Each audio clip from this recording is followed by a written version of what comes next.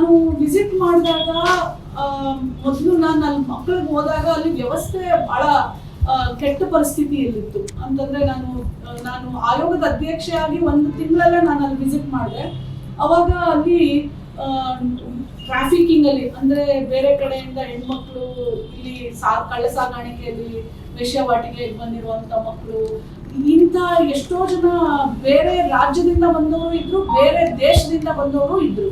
But ಅವರೆಲ್ಲರೂ ಇವತ್ತು ಎಲ್ಲರೂ ಯೂಶಲಿ ನಮ್ಮ ಕಡೆ ಒಬ್ರು ಪಬ್ಲಿಕ್ ಪ್ರಾಸಿಕ್ಯೂಟರ್ ಇರ್ತಾರೆ, ಅವ್ರ ಪರವಾಗಿ ಹೋರಾಟ ಮಾಡ್ತಿರ್ತಾರೆ. ಕಾನೂನುಬದ್ಧವಾಗಿ ಅವರನ್ನ ಅವರ ರಾಜ್ಯಕ್ಕೆ ಅವ್ರ ದೇಶಕ್ಕೆ ಒಪ್ಸುವಂತ ಎಲ್ಲ ಮಾಡಿರ್ತಾರೆ. ಸೊ ಈಗ ನಾವೆಲ್ಲ ಹೋಗಿ ಚೆಕ್ ಮಾಡಿದಾಗ ಅವ್ರನ್ನೆಲ್ಲ ಒಪ್ಸಿದ್ರು. ಈಗ 38 ಜನ ಇದ್ದಾರೆ. ಅದರಲ್ಲಿ 31 ಜನ ಹೆಣ್ಮಕ್ಳಿಗೆ ಟ್ರೀಟ್ಮೆಂಟ್ ನಡೀತಾ ಇದೆ. ಅದು ನಿಮ್ಯಾನ್ಸಿಂದ ಮಾನಸಿಕವಾಗಿ ಸ್ವಲ್ಪ ಅಸ್ವಸ್ಥರಾಗಿರ್ತಾರೆ ಇಂಥ ಹೆಣ್ಮಕ್ಳೆಲ್ಲ, ಅವ್ರಿಗೆಲ್ಲ ಟ್ರೀಟ್ಮೆಂಟ್ ನಡೀತಾ ಇದೆ. ನಾನು ಮೊದಲನೇ ಸರಿ ಹೋದಾಗ ಅವರ ಮಲ್ಕೊಳ್ಳೋ ವ್ಯವಸ್ಥೆಯಿಂದ ಅಂದ್ರೆ ಎಲ್ಲಾ ತಿಗಣೆಗಳು ಪೂರ್ತಿ ಪಿದ ಪಿದ ಪಿದ ಪಿದ ಪಿದ ಅಂತ ತಿಗಣೆಗಳಿದ್ವು. ಅವರೆಲ್ಲರೂ ಹೇಳ್ತಾ ಇದ್ರು ನನಗೆ, ಮೇಡಮ್ ನಾವು ಯಾರು ಮಂಚದ ಮೇಲೆ ಹಾಸಿಗೆ ಮೇಲೆ ಮಲಗಲ್ಲ. ಸೊ ಎಷ್ಟೊಂದು ಜನ ಹಾಸಿಗೆಗಳೆಲ್ಲ ಎತ್ತಿ ಸೈಡ್ಗೆ ಹಾಕಿ ನೆಲದ ಮೇಲೆ ಹಂಗೆ ಮಲ್ಕೊಳ್ತಾ ಇದ್ರು. ಫಿಲ್ಟರ್ಗಳಿತ್ತು, ಬಟ್ ಯಾವ್ದ್ರಲ್ಲೂ ಕುಡಿಯೋ ನೀರು ಬರ್ತಾ ಇರಲಿಲ್ಲ.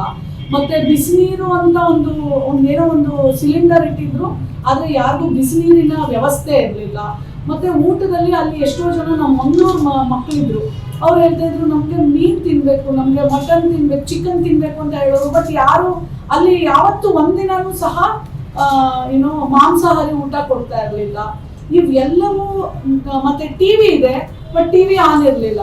ಅಂದ್ರೆ ಹೆಂಗೆ ಅಂದ್ರೆ ಅಲ್ಲಿ ನಿರಾಶ್ರಿತ ಕೇಂದ್ರದಲ್ಲಿ ಈಗ ಒಂಥರ ಅಲ್ಲಿರೋ ಹೆಣ್ಮಕ್ಳಿಗೆ ಎಲ್ಲೋ ಒಂದ್ ಕಡೆ ಪ್ರೀತಿಯ ಕೊರತೆ, ಅಂದ್ರೆ ಒಂಥರ ಜೇನ್ ತರ ಇತ್ತು.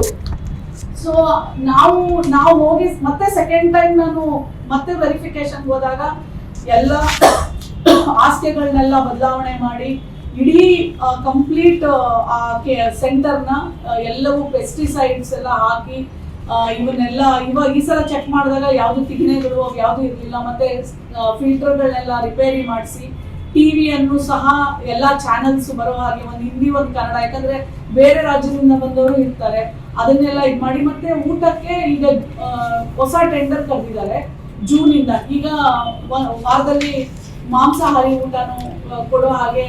ಮತ್ತೆ ಈಗ ಒಂದೇನಂದ್ರೆ ನಾನು ಮೊಟ್ಟೆನೂ ಕೊಡೋಕ್ಕೆ ಸಹ ನಾನು ಜಿಲ್ಲಾಧಿಕಾರಿಗಳಿಗೆ ಬರೀತಾ ಇದ್ದೀನಿ. ಯಾಕಂದ್ರೆ ನಮ್ಮ ಜಿಲ್ಲಾಧಿಕಾರಿನೇ ಅದರದ್ದು ಚೇರ್ಪರ್ಸನ್ ಅಧ್ಯಕ್ಷರಾಗಿರ್ತಾರೆ ಈ ನಮ್ಮ ನಿರಾಶ್ರಿತ ಸ್ವೀಕಾರ ಕೇಂದ್ರಗಳದೆಲ್ಲ.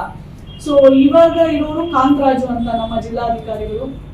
ಸೊ ಅವರಿಗೆ ನಾನು ಪ್ರತಿದಿನ ಅವ್ರಿಗೆ ಒಂದು ಮೊಟ್ಟೆನೂ ಕೊಡಬೇಕು, ಯಾಕಂದ್ರೆ ಅವರೆಲ್ಲ ಮಾನಸಿಕವಾಗಿ ಅಸ್ವಸ್ಥರಾಗಿದ್ದಾರೆ. ಮತ್ತೆಲ್ಲೋ ಒಂದ್ ಕಡೆ ಅವ್ರಿಗೆ ರಕ್ತಹೀನತೆ ಇದೆ. ಸೊ ಅವ್ರಿಗೆ ಕರೆಕ್ಟಾಗಿ ಸಪ್ಲಿಮೆಂಟ್ಸು ಅವನ್ನೆಲ್ಲ ಕೊಡ್ಲಿಕ್ಕೆ ನಾನು ಇವತ್ತು ಬರಿತಾ ಇದ್ದೇನೆ ಅಧ್ಯಕ್ಷರಿಗೆ. ಮತ್ತೆ ಇಲ್ಲಿ ಬಂದಂತ ಕೆಲವೊಂದು ಪ್ರಶ್ನೆಗಳನ್ನ ನಾವು ಚೆಕ್ ಮಾಡಿದಾಗ 2000ದಿಂದ 2019ವರೆಗೂ ಈಗ ಅವ್ರು ನಮ್ಗೆ ಎಲ್ಲ ಇನ್ಫಾರ್ಮೇಶನ್ಸ್ ಕೊಟ್ಟಿದ್ದಾರೆ. ಇಂಥ ಎಷ್ಟೋ ಜನ ಬೇರೆ ರಾಜ್ಯದಿಂದ ಬಂದವರು ಇದ್ರು, ಬೇರೆ ದೇಶದಿಂದ ಬಂದವರು ಇದ್ರು. ಬಟ್ ಅವರೆಲ್ಲರೂ ಇವತ್ತು ಎಲ್ಲರೂ ಯೂಶಲಿ ನಮ್ಮ ಕಡೆ ಒಬ್ರು ಪಬ್ಲಿಕ್ ಪ್ರಾಸಿಕ್ಯೂಟರ್ ಇರ್ತಾರೆ, ಅವ್ರ ಪರವಾಗಿ ಹೋರಾಟ ಮಾಡ್ತಿರ್ತಾರೆ. ಕಾನೂನುಬದ್ಧವಾಗಿ ಅವರನ್ನ ಅವರ ರಾಜ್ಯಕ್ಕೆ ಅವ್ರ ದೇಶಕ್ಕೆ ಒಪ್ಸುವಂತ ಎಲ್ಲ ಮಾಡಿರ್ತಾರೆ. ಸೊ ಈಗ ನಾವೆಲ್ಲ ಹೋಗಿ ಚೆಕ್ ಮಾಡಿದಾಗ ಅವ್ರನ್ನೆಲ್ಲ ಒಪ್ಸಿದ್ರು. ಈಗ 38 ಜನ ಇದ್ದಾರೆ. ಅದರಲ್ಲಿ 31 ಜನ ಹೆಣ್ಮಕ್ಳಿಗೆ ಟ್ರೀಟ್ಮೆಂಟ್ ನಡೀತಾ ಇದೆ. ಅದು ನಿಮ್ಯಾನ್ಸಿಂದ ಮಾನಸಿಕವಾಗಿ ಸ್ವಲ್ಪ ಅಸ್ವಸ್ಥರಾಗಿರ್ತಾರೆ ಇಂಥ ಹೆಣ್ಮಕ್ಳೆಲ್ಲ, ಅವ್ರಿಗೆಲ್ಲ ಟ್ರೀಟ್ಮೆಂಟ್ ನಡೀತಾ ಇದೆ. ನಾನು ಮೊದಲನೇ ಸರಿ ಹೋದಾಗ ಅವರ ಮಲ್ಕೊಳ್ಳೋ ವ್ಯವಸ್ಥೆಯಿಂದ ಅಂದ್ರೆ ಎಲ್ಲಾ ತಿಗಣೆಗಳು ಪೂರ್ತಿ ಪಿದ ಪಿದ ಪಿದ ಪಿದ ಪಿದ ಅಂತ ತಿಗಣೆಗಳಿದ್ವು. ಅವರೆಲ್ಲರೂ ಹೇಳ್ತಾ ಇದ್ರು ನನಗೆ, ಮೇಡಮ್ ನಾವು ಯಾರು ಮಂಚದ ಮೇಲೆ ಹಾಸಿಗೆ ಮೇಲೆ ಮಲಗಲ್ಲ.